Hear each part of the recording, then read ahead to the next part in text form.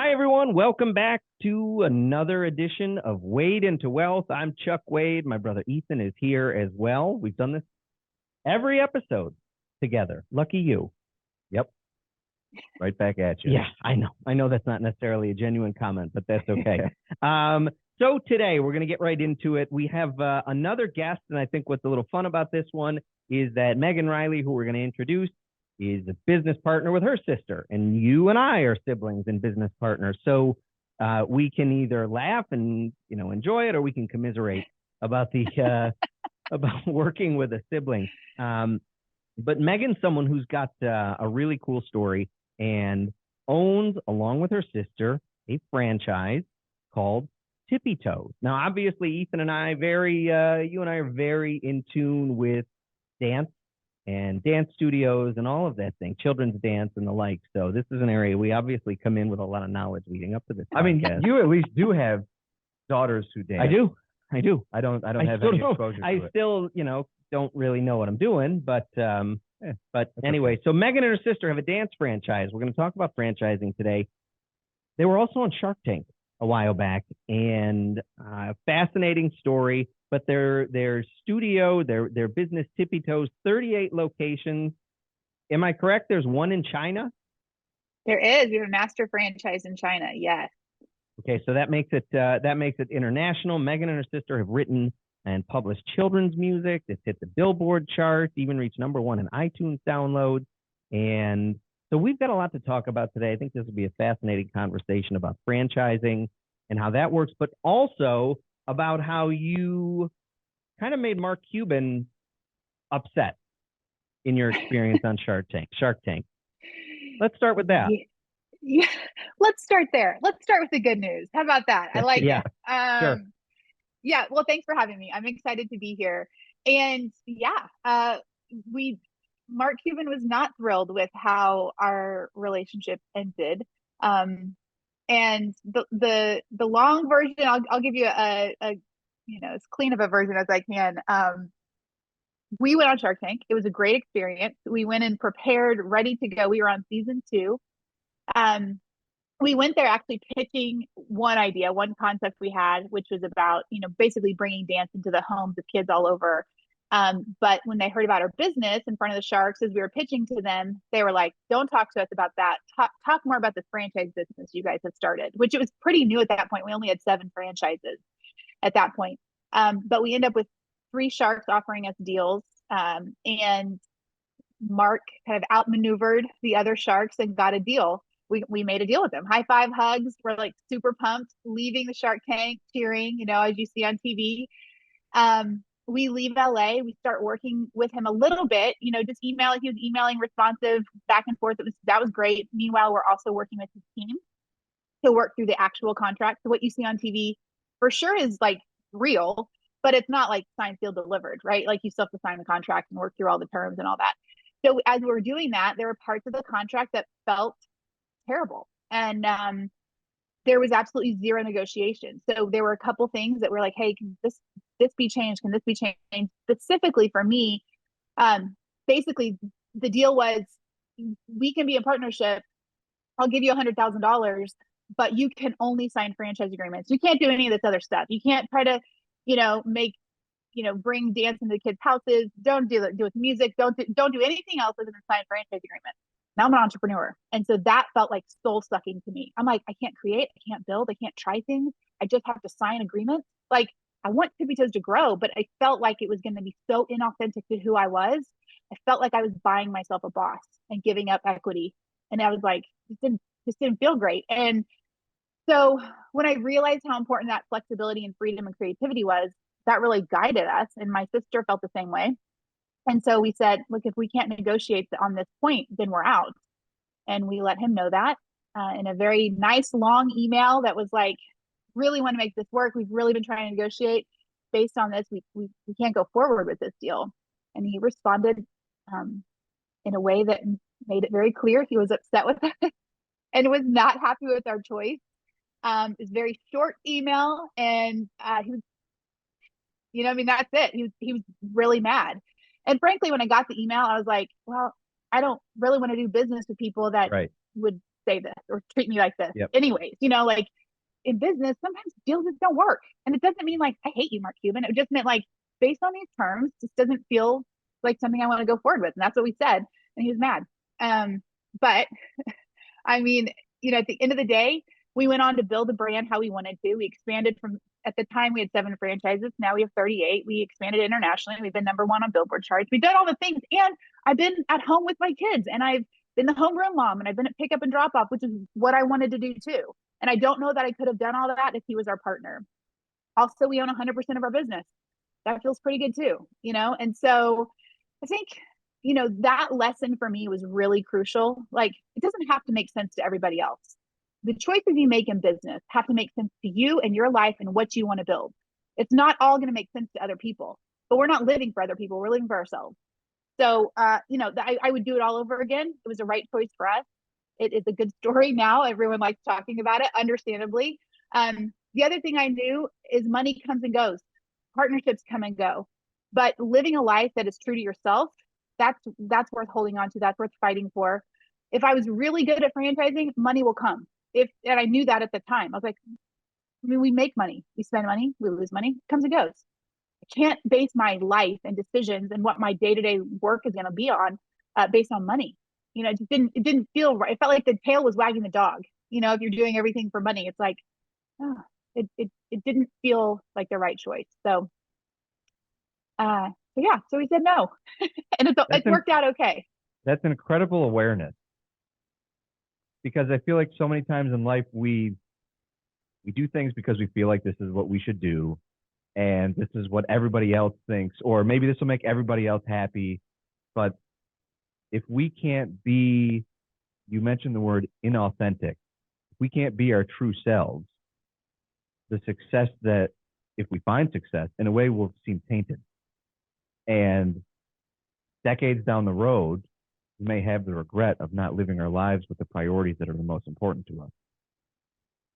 100%. And I didn't have kids at the time we went on Shark Tank, but we were getting close. Like that was on the horizon. And I knew that I really loved the flexibility I had in my life at that time.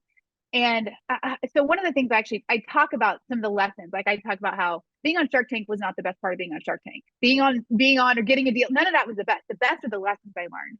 So one of the things that I learned, and I had to learn it through the show, Ethan, which I think is a really good point, was that you have to know what you care most about in your life. Clarity in your work and in your life is really important. You have to know what you care about most. And that can't be impacted by other people's opinions. So for me, flexibility and creativity was really crucial to me. And what happened is we had this decision in front of us. Like we had to figure this out. And it wasn't clear. Like I wasn't like, for sure leaving LA, like screw Mark Cuban, I'm not going to do the deal. I was like, we're going to do it. Like we thought we were going to do it.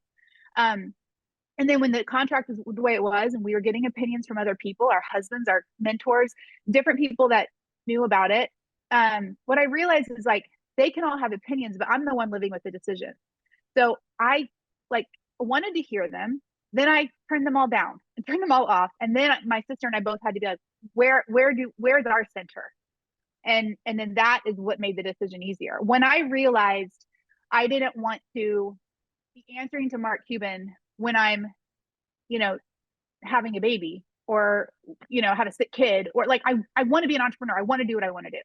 And, so anyway, so yeah. And I would say, I didn't know it at the time, how important that lesson was that I was learning in real time, but now I rely on it all the time. Now I'm more conscious of it. And so, you know, I've had deals come my way and I'm like, for some reason that doesn't feel good and I don't really care about this. So I'm going to say no, even though it makes sense and it's logical. And I know why everyone thinks I should do this, but I'm not gonna. Like, I just have to be okay with that. And that's never led me wrong. It's really served me. Well, I would note that I don't know that the way you started your franchise necessarily makes sense from a business perspective either, in the way you got started, and, you know, to the point of going out and buying franchise management for dummies to learn more about how to start a franchise.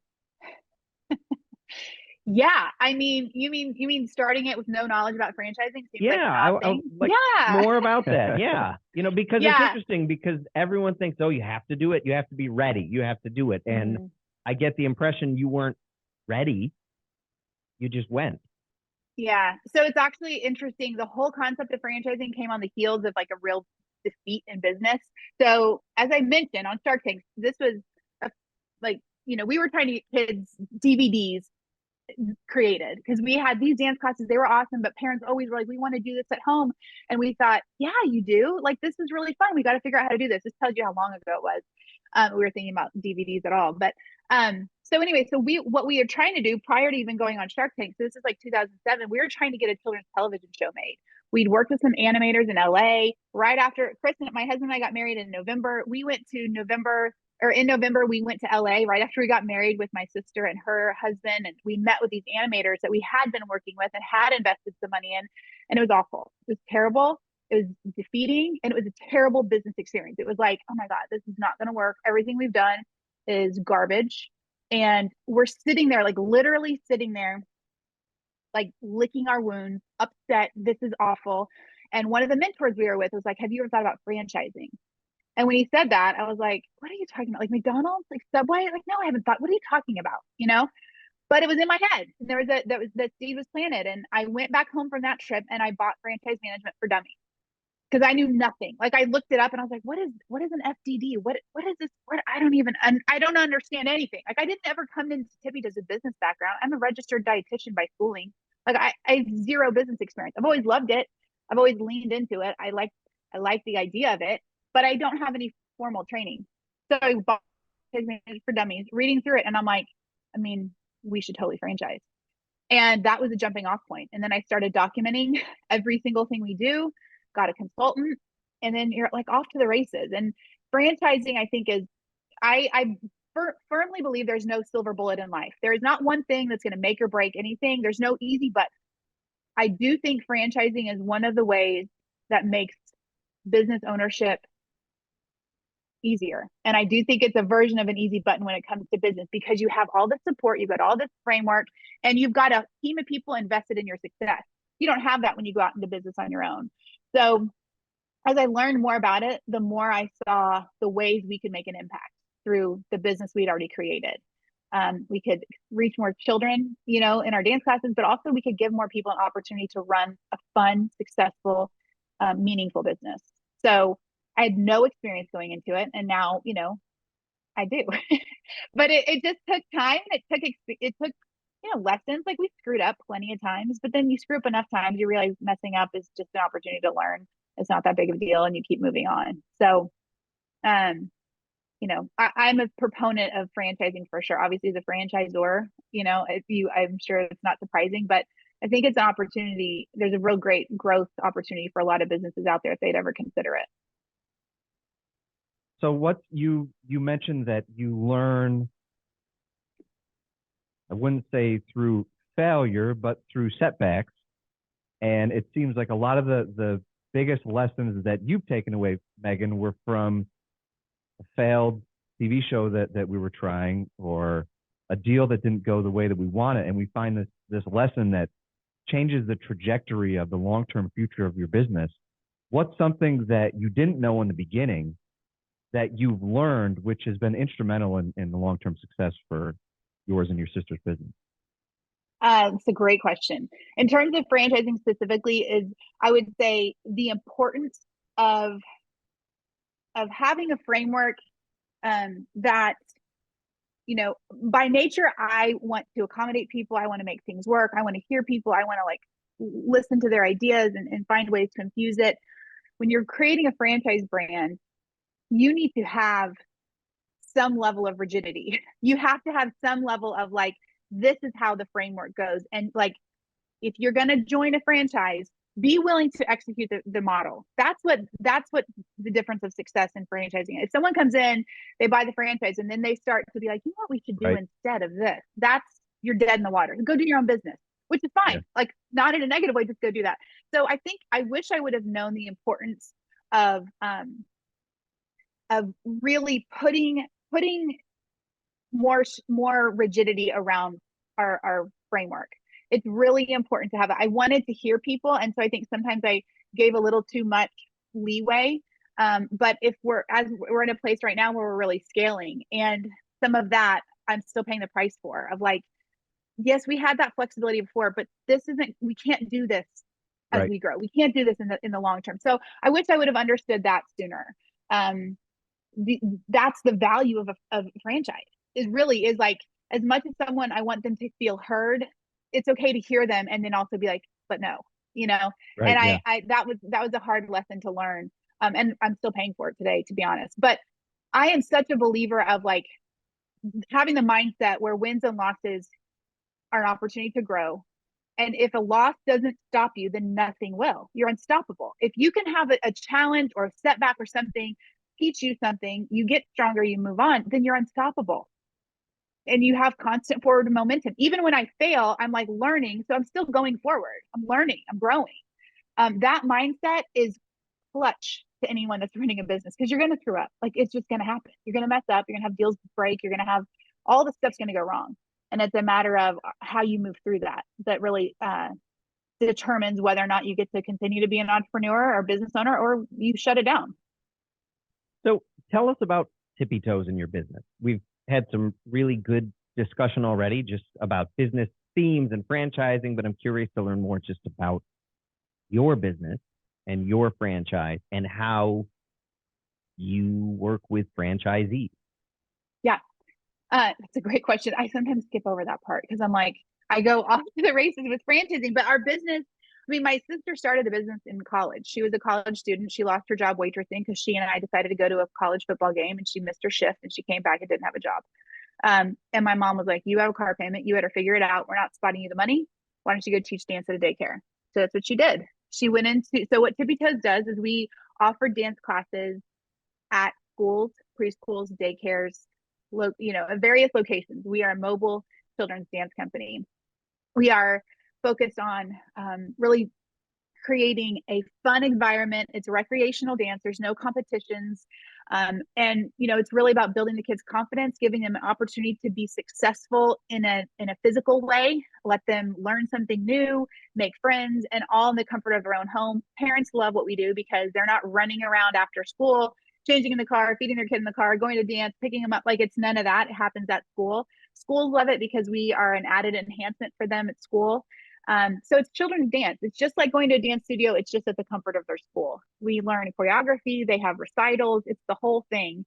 And it started, I mean, my sister and I did this for 10 years before we started franchising. We had different locations. Life would bring us to different places. We'd have managers and staff, and we did that for a lot of years. I mean, I was teaching dance for many years, loving life, and that's how we've written 7 albums, children's albums. That came because we'd been in class forever. We knew what kids liked. We knew what they responded to. So my sister and I started writing the lyrics and wrote all the lyrics to all the albums we have, and have a really fun, awesome music producer that helped bring it to life. And that's a huge value add for our brand and for our franchise. Is we have our lesson plans and our curriculum is specific to Tippy Toes and custom and branded. And so that's what we do. We offer really fun dance classes for kids that build their confidence and give them a good time and have them feel successful learning a new skill.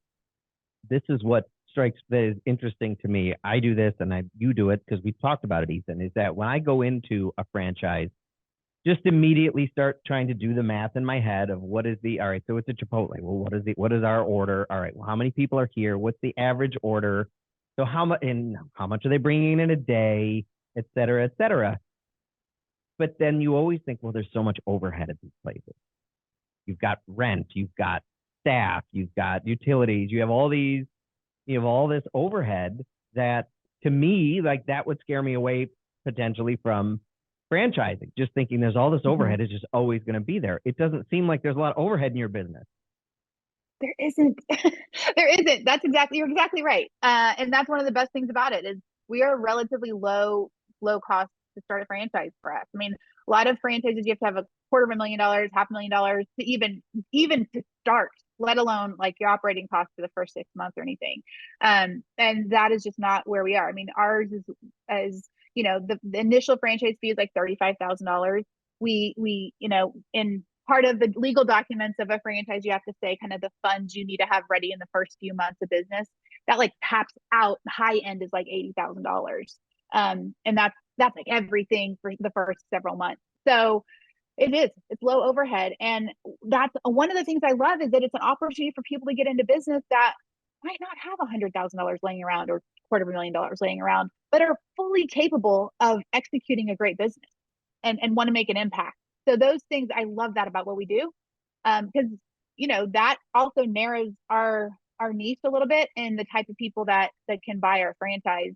It's not, it's usually someone that wants to make that impact. And then also it doesn't break the bank for many people. I mean, it's still a great luxury to be able to buy a franchise, but it's doable for a lot of people.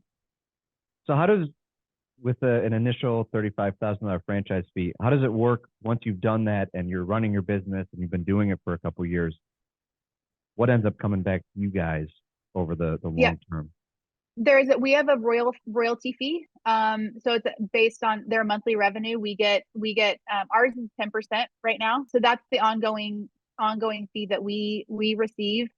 They're in an agreement that our agreement's 10 years. A lot of this is like standard stuff, which again, I didn't know anything about franchising, but there's kind of typical models that brands follow, like types of business, general contract lengths, general royalty fees, and things like that. So and then obviously we are making sure we're moving this brand forward, growing, continuing to develop curriculum, all those types of things. So when someone buys a Tippy Toes franchise, they get all the curriculum. We've got, curriculum for all of our ages, so that someone could come in, pick up what we have and teach the dance class. We have lesson plans, everything's on video, written out. We have marketing materials. We've got it all there so someone can come in and execute. That's the idea of a franchise, is that you come in and you execute. And what I love about franchising in general is, like, you start a business and you're on your own, you're not in a franchise system, it's all on you. Nobody else really cares if you do well or not. And it's all on you 24/7. The idea to me that I love about franchising, because as an entrepreneur, I know how freaking hard it can be sometimes, and how alone you can feel, and how lost you can feel, and how heavy so many decisions can make. You don't have that situation because we've done this. Like, we know what works, and then we just share that with somebody else. And then also, franchise owner success is the number one thing I care most about, because we can't continue to franchise if our franchise owners aren't successful. I mean, that's it. Game over. If our franchise owners aren't happy, game over for me and my job and my brand, and none of that gets to continue.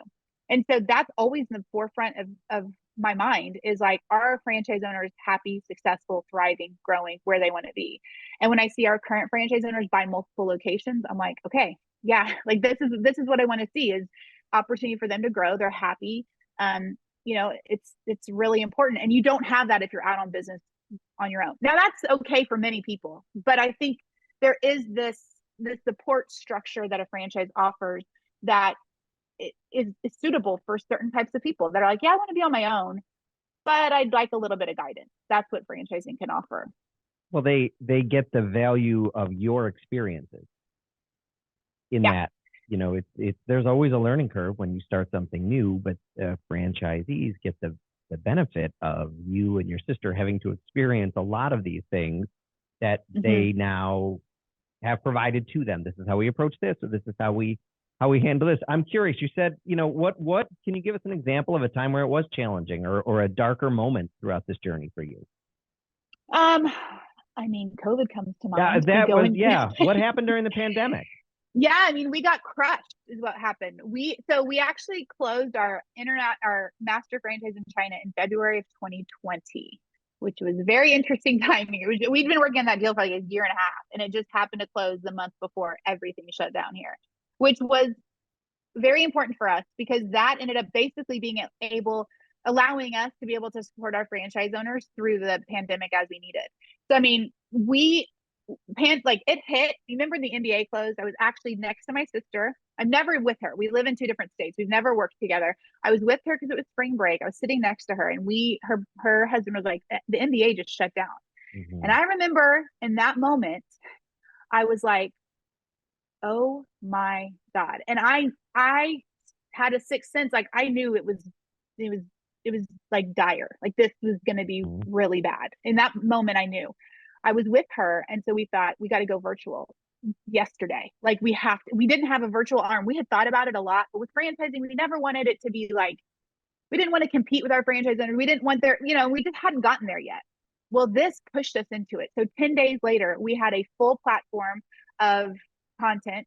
So every Tippy Toast family could go immediately from in-person classes to virtual. So it was a huge win. We took our training videos, we put things, I mean, it was great, and it's still out there. It's still available. We have a whole new revenue stream in our business because of COVID, but it was scary as hell, and we didn't know it was going to happen, but we moved and we acted really quickly to get that virtual arm set up. But like, that wasn't it, right? Like that worked for a little bit, but then like we still couldn't get into schools. So, I mean, we got really creative. We were on calls daily with our franchise owners for the first month or two of like, what are we doing? We were doing backyard bashes. We were doing neighborhood things. We were going to parks. We were doing anything we could to just keep it going. We cut royalties. Like we didn't have minimums on royalties anymore, which is in the contract, but like I felt the weight of every franchise owner's family the entire time. It was like triage. I don't even think I felt the pandemic for the first like year, because I was so focused on how are we going to survive this? And it was so scary. So without a doubt, that was the hardest time ever. Also, I've never been more proud of our business than like now, when I can look and be like, oh my God, we not only made it through, our franchise owners made it through.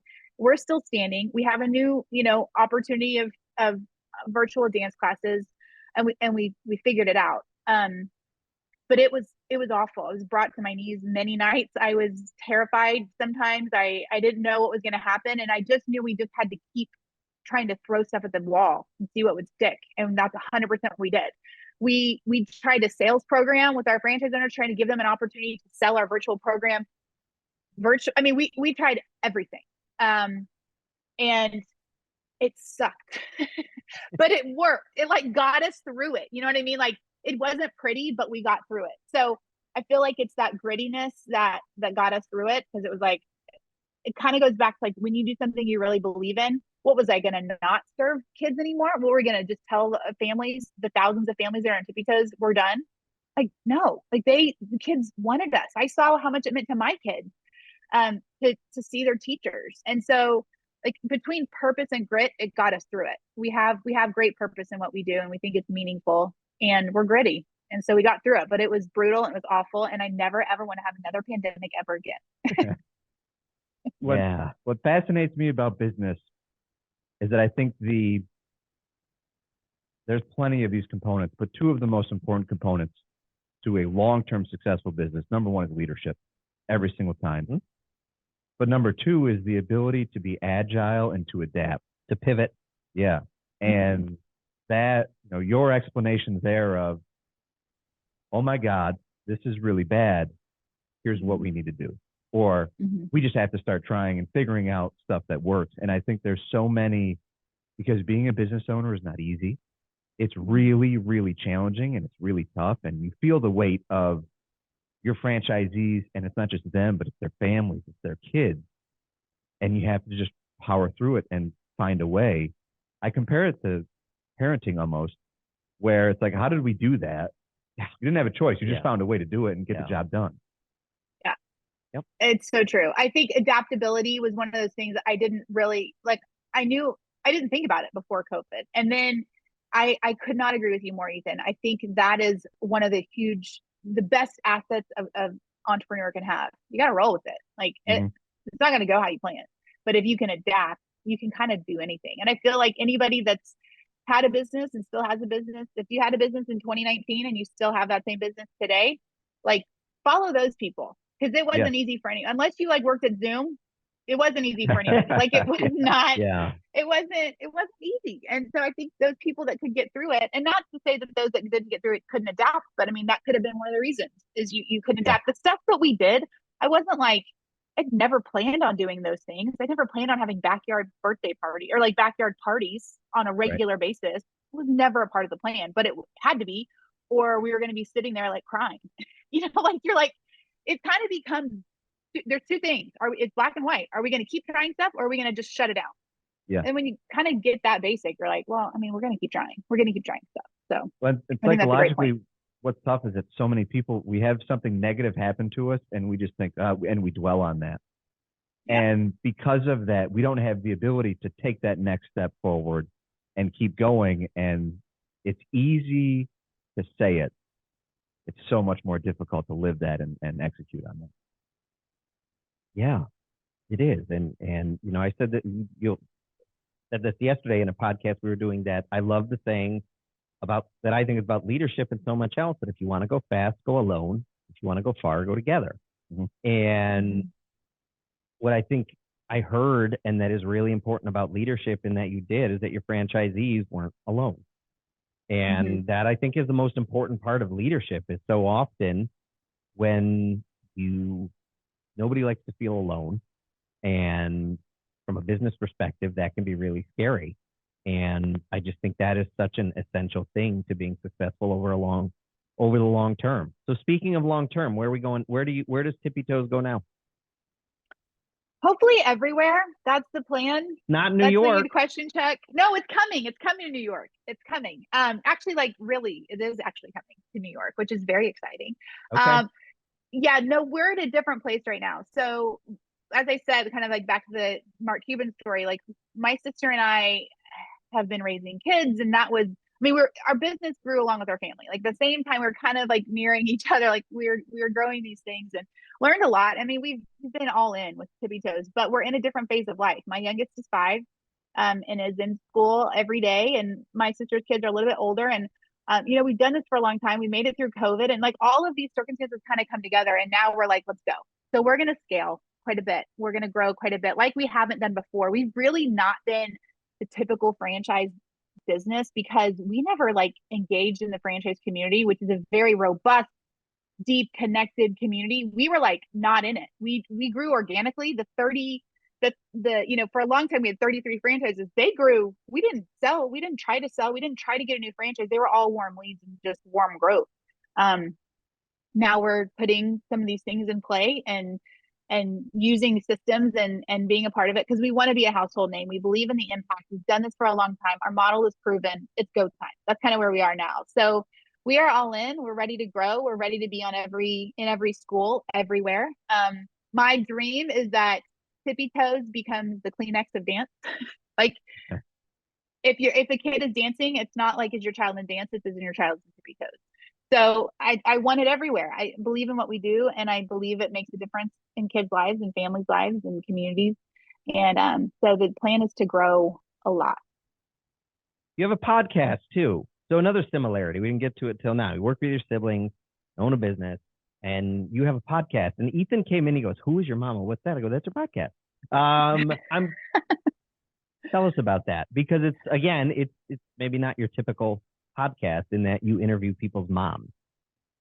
Yes.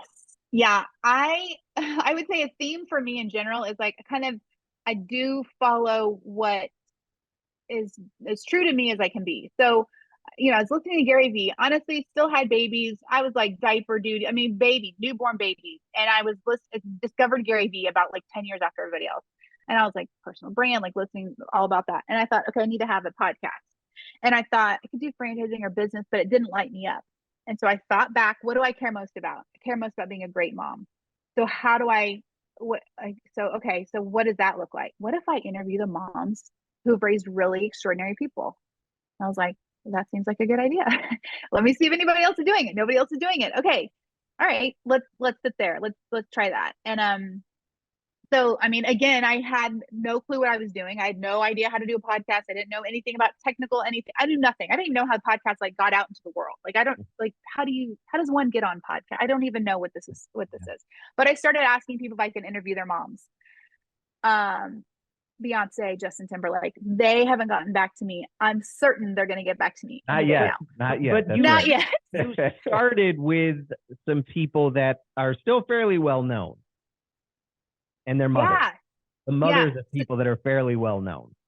Mm-hmm. Yeah. So my first yes was from Jesse Itzler, and he he was like, yeah, I'd love to do it. And I was like, oh my God, I don't know how to do a podcast. He said yes. And I don't know anything about what I just offered, but I did it and he loved it. And then his wife is Sarah Blakely. And he was like, I want you to interview my mother-in-law. And I was like, okay. And then I interviewed her. And then Sarah Blakely texted me. I was like, this is incredible. You have a knack for interviewing. And I'm like, I don't even know what I'm doing. I've done like 4 interviews, but okay, like great. So it just was like super organic. Again, I'm like, I don't know, but it was true to me. So I could ask the questions like a mom, because I'm like, I really want to know, like, how did you do this? What did you do? How did you teach them that? Why did you say this? Like all those things. And so yeah, so I've had Sarah Blakely and Kyler Murray's mom, Colin O'Brady's mom, Shalene Johnson. Did you say Kyler Murray, the Cardinals quarterback? Yes. He's killing my fantasy team this year. He is not helping me right now. So interestingly, my husband's a scout for the Red Sox. I know. Sorry, I'm assuming you guys are. We're not Yankees fans, so you're good. Oh, okay. Okay. So he's a scout for the Red Sox, but he was a scout for the A's.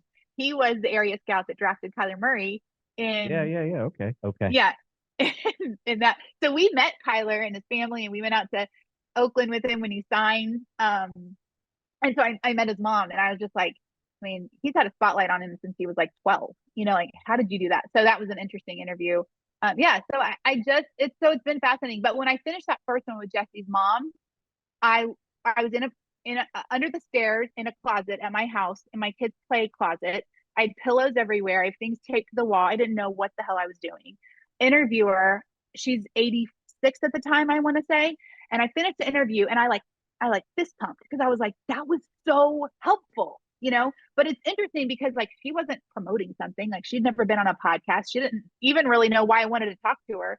But as a parent, I got great advice from her. Yeah. She gave great advice, you know? And so, it's back to like when you find stuff in business that you really care about. Gary Vee talks about this all the time. Like you find the stuff that lights you up. That solves so many issues in business. If you are starting something to make money and you don't like it, stop. It's not going to work because you're going to come to your knees at a certain point and be broken and be like, I can't do this anymore. And if you don't love it, you're going to leave and you're going to fail, and don't do that. Like it just goes back to do stuff that you love. And that's why I think the podcast has continued and I have fun with it, and it's been a joy.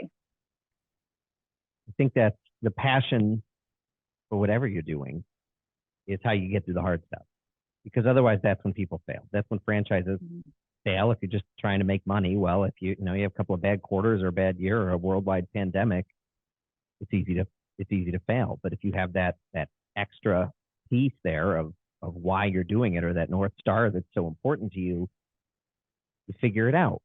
You get the book, Franchise Management for Dummies, and you figure it out. Before we let you go, you're authoring a chapter in a book about franchising. I'm curious what your observations are, what your contributions there center around. I am really excited about this because it's all franchising. It's all about franchising, but it's, this book is called A Woman's Touch, and it is all these different business concepts. And it's just one chapter written by different people. So, a PR expert, just from PR to tech to scaling to growing. So mine's all about franchising. And the reason I love talking about franchising is because I didn't know a dang thing about it before I started. And so I want to share what I've learned because it's not as hard as it seems. And it's not as complex as I think people will make it seem. And I think it's a wonderful thing. So I talk about in the book, in the chapter, I'm talking about why franchise, who franchises, what are the steps to doing it? I'm going to try to make it simple. It's like a chapter, so it's not that much, but it's really hopefully going to be a place that someone can either gain confidence or recognize that's not actually what I want, or I list some things that are really important to do in the beginning. And I hope it's a tool that someone can use, and it can either spark maybe a potential new way to grow, or just help educate people too, just about the whole concept of franchising. Because I'm just a believer. I think it offers a lot of opportunity to a lot of different people. So where can one find more information on Tippy Toes, and where can people find you if they're interested in learning more about you or tracking down your podcast? Yeah, thank you. So our website is tippytoesdance.com. It's TIPPI. That can sometimes throw people off, but tippytoesdance.com. You can see all about our classes. You can learn about our franchising through that site too. I'm really active on LinkedIn. I love LinkedIn. Megan L. Reilly there. So that's a place I spend a lot of time just connecting and talking business. And then if you go to whoisyourmomma.com, you can visit that website, and that has some notes about the podcast and my speaking opportunities. I do some speaking, and I kind of am just, honestly, if I'm being real, it's kind of a dumping ground for all the things I'm doing that I haven't figured out how to organize better. So you can go there and figure out, I don't know, whatever you want to find. Something is there. It's kind of a mess, but it's all there, and we'll see. Who knows? Perfect. Megan Reilly, much appreciated. Fantastic. And we certainly appreciate your time and the opportunity to learn more about what you're doing, the things that are most important to you. And I think this is a great listen for anyone interested in franchising, Shark Tank, or anything we talked about. Hey, Wade into Wealth will return next week. Thanks for being with us. Way to go. Thank you.